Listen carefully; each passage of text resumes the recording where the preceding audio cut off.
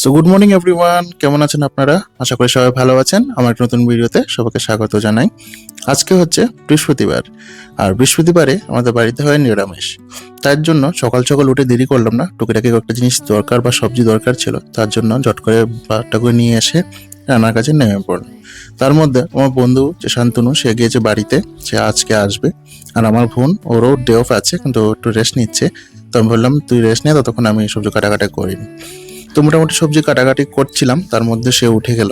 তো আমি বললাম ঠিক আছে, আজ চাপ নেই, আস্তে আস্তে ধীরে আমি সবজিগুলো কেটে নিই, তারপর তুই যেটা রান্না করবো রান্না করছি।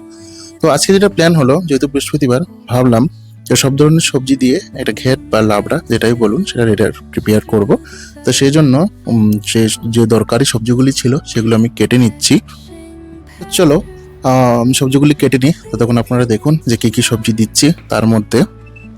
আরেকটা জিনিস হলো, অ্যাকচুয়ালি বৃহস্পতিবার বলে নিরামিষ খাওয়া ব্যাপারটা নিয়ে আমার আগের এমন কিছু ছিল না, বাড়িতে খেত। কিন্তু আমি তো প্রায় কলেজ থেকে লাস্ট হসপিটাল যখন জব করছিলাম সেখানে হোস্টেলেই থাকছিলাম, তো বুঝতেই পারছেন হোস্টেলে থাকলে এইসব নিরামিষ টিরামিষ ব্যাপারটা হয় না। তো এইখানে আসার পর তো আমার বোন যেহেতু খাচ্ছিল, তো নিয়ম হয়েছে আমাদেরও খেতে হবে, তার জন্য আমরা নিরামিষ খাই। এর আগে আমি কখনো হোস্টেলে থাকাকালীন এবার নিরামিষ টিরামিষ হতো না, বাড়িতে গেলেই তখন একটু খাওয়া দাওয়া হতো। তো চলো, ভালো জিনিস, খারাপ জিনিস নয়, নিরামিষ খাওয়াটাও ভালো মাঝে মাঝে।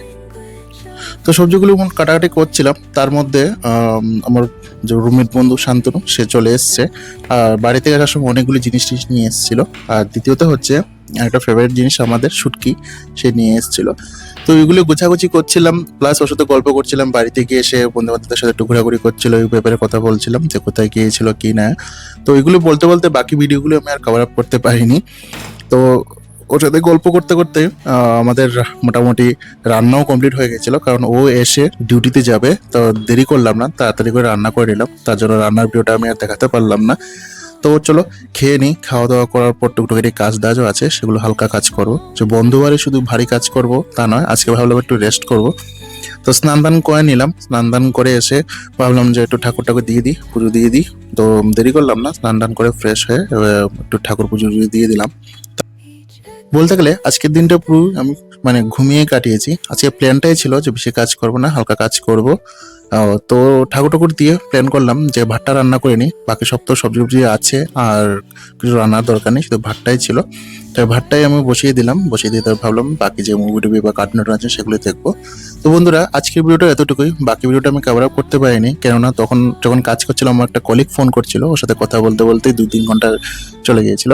তো চলো আজকের জন্য এতটুকুই, বাই বাই, টাটা, দেখা হবে নেক্সট ভিডিওতে।